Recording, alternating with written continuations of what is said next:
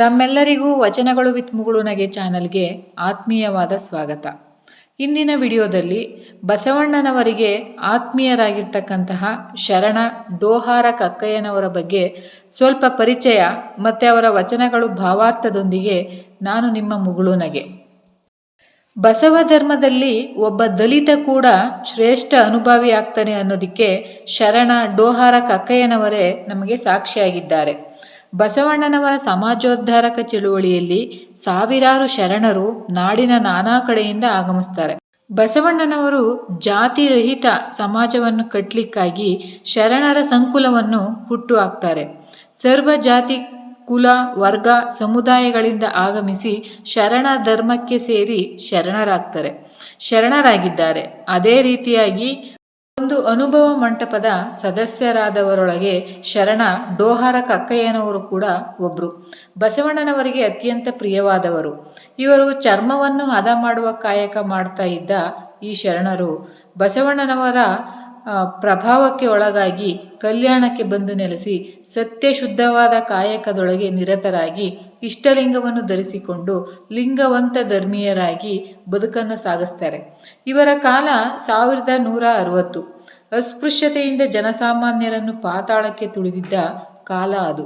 ಅಂತಹ ಒಂದು ಕೆಟ್ಟ ಸ್ಥಿತಿಯ ಸಂದರ್ಭದೊಳಗೆ ನೊಂದವರ ಬಾಳ ಜ್ಯೋತಿಯಾಗಿ ಜಗಜ್ಯೋತಿಯಾಗಿ ಶೈವ ಬ್ರಾಹ್ಮಣ ಕುಲದೊಳಗೆ ಜನಿಸಿದ್ದರೂ ಕೂಡ ಸಮಾಜದಲ್ಲಿ ಕೀಳಾಗಿ ಕಾಣ್ತಾ ಇದ್ದ ಕೆಳವರ್ಗದವರೆನಿಸಿಕೊಂಡವರೊಂದಿಗೆ ತಮ್ಮನ್ನು ತಾವು ಸಮೀಕರಿಸಿಕೊಂಡು ಜಾತಿ ಭೇದವನ್ನು ಹೋಗಲಾಡಿಸೋ ದೃಷ್ಟಿಯಲ್ಲಿ ಅಪ್ಪನು ನಮ್ಮ ಮಾದಾರ ಚೆನ್ನಯ್ಯ, ಬಪ್ಪನು ಡೋಹಾರ ಕಕ್ಕಯ್ಯ ಎಂದು ಹೇಳಿ ಇವ ನಮ್ಮವ ಅಂತ ಹೇಳಿ ನಮ್ಮ ಮಹಾಮನೆಯ ಮಗ ಅಂತ ಹೇಳಿ ಆತ್ಮೀಯವಾಗಿ ಅಪ್ಪಿಕೊಳ್ತಾರೆ. ಬಸವಣ್ಣನವರ ದೊಡ್ಡ ಗುಣ ಏನಂದರೆ ವ್ಯಕ್ತಿತ್ವ, ವಿಚಾರಗಳು ಕಲ್ಯಾಣದೆಡೆಗೆ ತಿರುಗಿ ನೋಡೋ ಹಾಗೆ ಮಾಡುತ್ತೆ.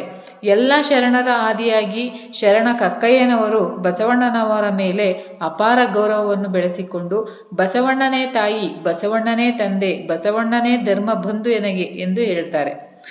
ಮನುಷ್ಯರನ್ನು ಮನುಷ್ಯರಂತೆ ಕಾಣದ ಮನಸ್ಥಿತಿಗಳು ಹೆಚ್ಚಾಗಿ ಇರುವಾಗ ಮನುಷ್ಯರೊಳಗೆ ಸ್ವಾಮಿ ಮತ್ತು ಭಕ್ತ ಆ ಭೇದಗಳು ಹುಟ್ಟಿ ಅಸಮಾನತೆಗಳು ಸೃಷ್ಟಿಯಾಗಿದ್ದವು.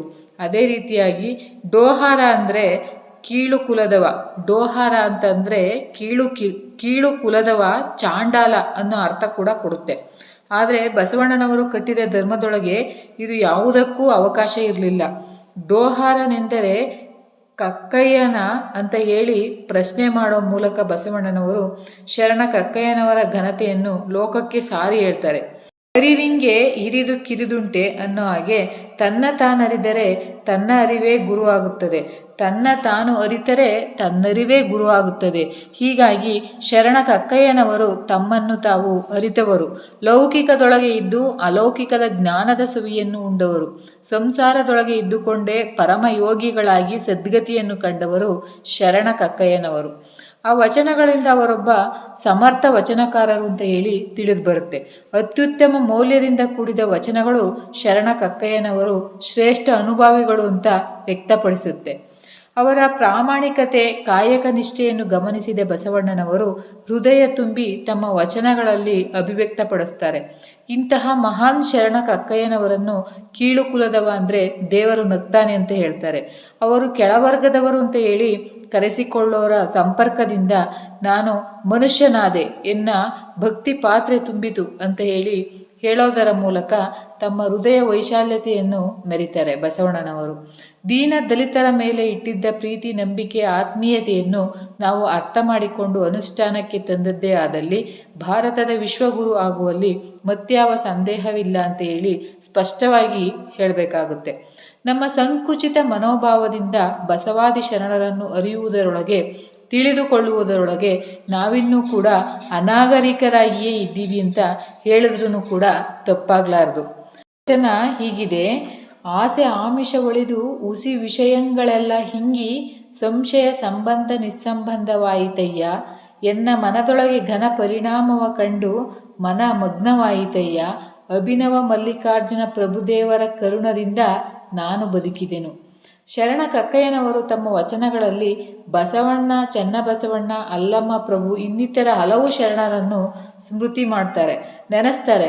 ಮನದ ಮೈಲಿಗೆಯ ತೊಳೆದು ಬೇಕಾದರೆ ಕೂಡಲ ಚೆನ್ನ ಸಂಗಯ್ಯನ ಅನುಭಾವದ ಮಾಡುವುದು ಚನ್ನಬಸವಣ್ಣನ ವಚನ ಸಾಲಿನಂತೆ ಅಲ್ಲಮ್ಮ ಪ್ರಭುಗಳ ಸಾಮೀಪ್ಯದಿಂದ ಶರಣರ ಅನುಭವ ಚರ್ಚೆಯಿಂದ ತನ್ನ ಬಳಿಗೆ ತುಂಬಿದ್ದ ಆಸೆ ಆಮಿಷಗಳು ಕೆಟ್ಟ ವಿಚಾರ ವಿಷಯಾದಿ ವಸ್ತುಗಳು ಇಲ್ಲವಾಗಿ ಸಂಶಯದಿಂದ ಕೂಡಿದ್ದ ಸಂಬಂಧ ದೂರವಾಗಿ ಮನದೊಳಗೆ ಮಹಾಗಣ ಅಂದರೆ ಮಹಾದೇವನ ಇರುವಿಕೆಯನ್ನು ಕಂಡುಕೊಳ್ಳೋದರ ಒಳಗೆ ಪ್ರಭುದೇವರ ಅರ್ಥಾತ್ ಶರಣರ ಅನುಭವನೇ ಕಾರಣ ಆಯಿತು. ಈ ಅನುಭವದಿಂದಲೇ ನಾನು ಬದುಕಿ ಉಳಿದೆ ಅಂತ ಹೇಳಿ ತಮ್ಮ ಮಾರ್ಮಿಕವಾದ ವಚನದ ಮೂಲಕ ತಿಳಿಸ್ತಾರೆ. ಕಕ್ಕೇರಿಯ ಬಳಿ ಆತ ಹೋರಾಡುತ್ತಾ ಹುತಾತ್ಮರಾದರಂತೆ ತಿಳಿಯುತ್ತದೆ. ಅವರ ಹೆಸರಿನ ಬಾವಿ ಮತ್ತು ಕೆರೆ ಅಲ್ಲಿ ಇವೆಯಂತೆ. ಆತನ ಸಮಾಧಿಯೂ ಕೂಡ ಅಲ್ಲೇ ಇದೆ. ಶರಣರ ಉಳಿವಿಗಾಗಿ ವಚನ ಸಾಹಿತ್ಯ ಸಂಪದದ ರಕ್ಷಣೆಗಾಗಿ ಹೋರಾಡಿ ಆತ್ಮಾರ್ಪಣೆ ಮಾಡಿದ ಹಿರಿಯ ಶರಣ ಡೋಹಾರ ಕಕ್ಕಯ್ಯನವರು. ಅವರ ಮತ್ತೊಂದು ವಚನ ಹೀಗಿದೆ: ಎನ್ನ ಕಷ್ಟ ಕುಲದಲ್ಲಿ ಹುಟ್ಟಿಸಿದೆಯಯ್ಯ ಎಲೆ ಲಿಂಗ ತಂದೆ, ಕೆಟ್ಟೆನಯ್ಯ ನಿಮ್ಮ ಮುಟ್ಟಿಯೂ ಮುಟ್ಟದಿಹನೆಂದು, ಎನ್ನ ಕೈ ಮುಟ್ಟದಿರ್ದೆಡೆ ಮನ ಮುಟ್ಟಲಾಗದೆ. ಅಭಿನವ ಮಲ್ಲಿಕಾರ್ಜುನ. ನೋಡಿ, ಭರತ ವರ್ಷದ ಚರಿತ್ರೆಯಲ್ಲಿ ಅಸ್ಪೃಶ್ಯರಿಗೆ ದೇವಾಲಯ ಪ್ರವೇಶವನ್ನು ನಿಷಿದ್ಧಗೊಳಿಸಿದ್ದು ಒಂದು ಕಪ್ಪು ಅಧ್ಯಾಯ. ಈ ಕುಕೃತ್ಯ ಅಮಾನೀಯವಷ್ಟೇ ಅಲ್ಲ, ಮನುಷ್ಯತ್ವವೇ ಏಸಿಗೆ ಪಡುವಷ್ಟು ಕ್ರೂರವಾದದ್ದು. ದೇವಾಲಯದೊಳಗೆ ಹೋಗಿ ದೇವರನ್ನು ಕಾಣುವ ದಲಿತರ ಮನುಷ್ಯ ಸಹಜ ಹಸಿವು ಹಂಬಲಗಳಿಗೆ ವರ್ಣಾಶ್ರಮದ ಬಾಗಿಲು ಮುಚ್ಚಿದ್ದನ್ನು ಬಲವಾಗಿ ವಿರೋಧಿಸಿದ ಶರಣರು ನಿಮ್ಮ ಸ್ಥಾವರವೇ ದೇವರು, ಅಲ್ಲಿಯೇ ಇರಲೆಂದು ಖಡಾಖಂಡಿತವಾಗಿ ಸಾರಿ ಮನುಷ್ಯನಲ್ಲೇ ಇರುವ ದೇವತ್ವವನ್ನು ತೋರಿಸಿಕೊಟ್ಟರು. ಮನುಷ್ಯತ್ವವೇ ಇಲ್ಲದ ಮೂಲಭೂತವಾದಿಗಳಿಗೆ ಅದು ಅಪಥ್ಯವಾದಾಗ ಅಸ್ಪೃಶ್ಯರೇ ಎದ್ದು ನಿಂತು ಜನ್ಮ ಜನ್ಮಾಂತರದಲ್ಲೂ ಅವರು ನೆನಪಿಟ್ಟುಕೊಳ್ಳುವಂತಹ ಪಾಠವನ್ನು ಕಲಿಸಿದರು. ಡೋಹಾರ ಕಕ್ಕಯ್ಯನ ಪ್ರಸ್ತುತ ವಚನ ಅಂತ ತಣ್ಣನೆಯ ಕ್ರಾಂತಿ ಕಿಡಿಯಂತಿದೆ. ಆ ವಚನದ ಅರ್ಥ ತುಂಬ ಚೆನ್ನಾಗಿದೆ. ಆರಂಭದಲ್ಲಿಯೇ ಕಕ್ಕಯ್ಯನವರು ನೀನೇ ನನ್ನನ್ನು ಅಸ್ಪೃಶ್ಯ ಕುಲದಲ್ಲಿ ಹುಟ್ಟಿಸಿದೆ ಎಂದು ನೇರವಾಗಿ ದೇವರ ಮೇಲೆಯೇ ಆರೋಪ ಹೊರಿಸುತ್ತಾರೆ. ಈ ರೀತಿ ನೀನೇ ಹುಟ್ಟಿಸಿದ ಕಾರಣಕ್ಕಾಗಿ ಮತ್ತು ನಿನ್ನವರೇ ವಿಧಿಸಿದ ಕಟ್ಟಳೆಗಳ ಕಾರಣಕ್ಕಾಗಿ ನಾನು ದೇವಾಲಯ ಪ್ರವೇಶಿಸುವಂತಿಲ್ಲ. ಆದರೆ ನನ್ನ ಹಂಬಲ ಮುಟ್ಟದೇ ಇರುವ ಸ್ಥಿತಿ ತಲುಪಿದಾಗ ನಿನ್ನನ್ನು ಮನಸ್ಸಿನಿಂದ ಮುಟ್ಟಿಬಿಟ್ಟಿದ್ದೇನೆಂದು, ಇದೇ ನಾನು ಮಾಡಿರುವ ತಪ್ಪೆಂದು, ಅದಕ್ಕಾಗಿಯೇ ನಾನು ಕೆಟ್ಟವನಯ್ಯ ಎಂದು ಆತ ವ್ಯಂಗ್ಯಾತ್ಮಕವಾಗಿ ಗೋಗರೆಯುತ್ತಾರೆ. ಎನ್ನ ಕೈ ಮುಟ್ಟದಿರ್ದೆಡೆ ಮನ ಮುಟ್ಟಲಾಗದೆ ಎಂಬ ಕಕ್ಕಯ್ಯನ ಪ್ರಶ್ನೆ ವರ್ಣಾಶ್ರಮ ಧರ್ಮದ ಕರಾಳ ಇತಿಹಾಸವನ್ನೇ ಕಿತ್ತು ಮುಗುಚಿ ಎಸೆದು ಬಿಡುತ್ತದೆ. ದೇವಾಲಯದ ಪ್ರವೇಶವಿಲ್ಲದ ಕಾರಣ ನಾನು ನಿನ್ನನ್ನು ದೈಹಿಕವಾಗಿ ಮುಟ್ಟಲು ಆಗಿಲ್ಲ, ಆದರೆ ಹಾಗೆಂದ ಮಾತ್ರಕ್ಕೆ ನಾನು ನಿನ್ನನ್ನು ಮನಸ್ಸಿನಿಂದ ಮುಟ್ಟಲು ಸಾಧ್ಯವಿಲ್ಲವೇ ಎಂಬ ನೇರ ಪ್ರಶ್ನೆ ಅವರದ್ದು. ವಸ್ತು ಸ್ಥಿತಿ ಹೀಗಿರುವಾಗ ನಾನು ಈಗಲೇ ನನ್ನ ಮನಸ್ಸಿನಿಂದ ನಿನ್ನನ್ನು ಮುಟ್ಟಿಬಿಟ್ಟಿದ್ದೇನೆ, ಈಗ ಏನು ಮಾಡ್ತಿ ಎಂದು ಕೇಳಿದಂತಿದೆ. ಇದು ದೇವರಿಗೆ ಕೇಳಿದ ಪ್ರಶ್ನೆಯಾದರೂ ಜನಕರತ್ತ ಮನಸ್ಸಿನ ಮುಟ್ಟುವಿಕೆಯ ಶ್ರೇಷ್ಠತೆಯನ್ನು ಎತ್ತಿ ಹಿಡಿದಿದೆ. ಅದರ ಗುರಿ ಇರುವುದು ವರ್ಣಾಶ್ರಮದ ಧರ್ಮದ ಜನರಕ್ತ ಮನಸ್ಸಿನ ಮುಟ್ಟುವಿಕೆಯ ಶ್ರೇಷ್ಠತೆಯನ್ನು ಎತ್ತಿ ಹಿಡಿಯುವ ಈ ಮಾತು ದೈಹಿಕ ಮುಟ್ಟುವಿಕೆಯು ಮೈಲಿಗೆ ಎನ್ನುವವರಿಗೆ ಬಾರಿಸಿದ ಚಾಟಿಯೇಟಲ್ಲವೇ? ಅಸ್ಪೃಶ್ಯರನ್ನು ಮುಟ್ಟಿಸಿಕೊಳ್ಳದ ಮಾನವೀಯತೆಯ ಎದುರು ಹರಿಶ್ಚಂದ್ರ ಕಾವ್ಯದಲ್ಲಿ ಹೊಲತಿಯರು ಪ್ರಶ್ನೆ ಹಾಕಿದರು. ಅದಕ್ಕೂ ಹಿಂದೆಯೇ ಡೋಹಾರ ಕಕ್ಕಯ್ಯ ಎತ್ತಿದ ಈ ಪ್ರಶ್ನೆಗೆ ಈಗಲೂ ಯಾರಾದರೂ ಉತ್ತರಿಸುವರಿದ್ದಾರೆಯೇ? ಮನಸ್ಸಿನಿಂದ ಭಕ್ತಿಯನ್ನು ಮಾಡಬೇಕು ಅನ್ನುತ್ತೀರಿ, ನಾನು ಮಾಡಿದ್ದು ಅದನ್ನೇ ಅಲ್ಲವೇ? ಹಾಗಿದ್ದರೆ ಇದು ಭಕ್ತಿಯಲ್ಲವೇ? ದೈಹಿಕ ಮುಟ್ಟುವಿಕೆ ಮಾತ್ರ ಭಕ್ತಿಯೇ? ಹಾಗಾದರೆ ಅಸ್ಪೃಶ್ಯರು ದೇವರನ್ನು ಮುಟ್ಟಿದರೆ ಅದು ಅಪವಿತ್ರವೇ?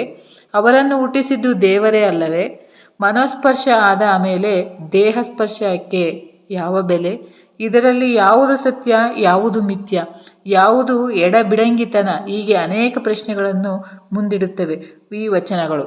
ಈಗಲೂ ಇಂತಹ ಎಲ್ಲ ಪ್ರಶ್ನೆಗಳಿಗೆ ಕೇಳುವ ನಾಚಿಕೆಗೇಡಿನ ಸ್ಥಿತಿ ಇರುವುದರಿಂದ ಡೋಹಾರ ಕಕ್ಕಯ್ಯನವರು ಈ ವಚನದಲ್ಲಿರುವ ಪ್ರಶ್ನೆಗಳು ಉತ್ತರಾಪೇಕ್ಷಿಗಳಾಗಿಯೇ ಕ್ರಾಂತಿಕಾರಿ ಇತಿಹಾಸ ಪುಟಗಳಲ್ಲಿ ದಾಖಲಾಗಬೇಕಾಗಿದೆ. ಅವರ ಮತ್ತೊಂದು ವಚನ ಎಷ್ಟು ಅರ್ಥಪೂರ್ಣವಾಗಿದೆ: ನೆನೆಯಲರಿಯೇ, ನಿರ್ಧರಿಸಲರಿಯೇ, ಮನವಿಲ್ಲವಾಗಿ ಭಾವಿಸಲರಿಯೇ, ಬೆರೆಸಲರಿಯೇ, ಭಾವ ನಿರ್ಭಾವವಾಯಿತಾಗಿ, ಧ್ಯಾನ ಮೌನವನರಿಯೇ, ಧ್ಯಾನಾತೀತ ತಾನಾಯಿತಾಗಿ, ಜ್ಞಾನೇಂದ್ರಿಯಂಗಳೆಲ್ಲವ ಮೀರಿ ಅಭಿನವ ಮಲ್ಲಿಕಾರ್ಜುನನಲ್ಲಿ ಪರಮ ಸುಖಿಯಾಗಿರ್ದೆ. ಎಲ್ಲರಿಗೂ ಕೂಡ ಹೃದಯಪೂರ್ವಕವಾದ ಧನ್ಯವಾದಗಳು. ಮತ್ತೆ ಮುಂದಿನ ವಿಡಿಯೋದಲ್ಲಿ ಇನ್ನೂ ಹೆಚ್ಚಿನ ಮಾಹಿತಿಯೊಂದಿಗೆ ನಾನು ನಿಮ್ಮೊಂದಿಗೆ.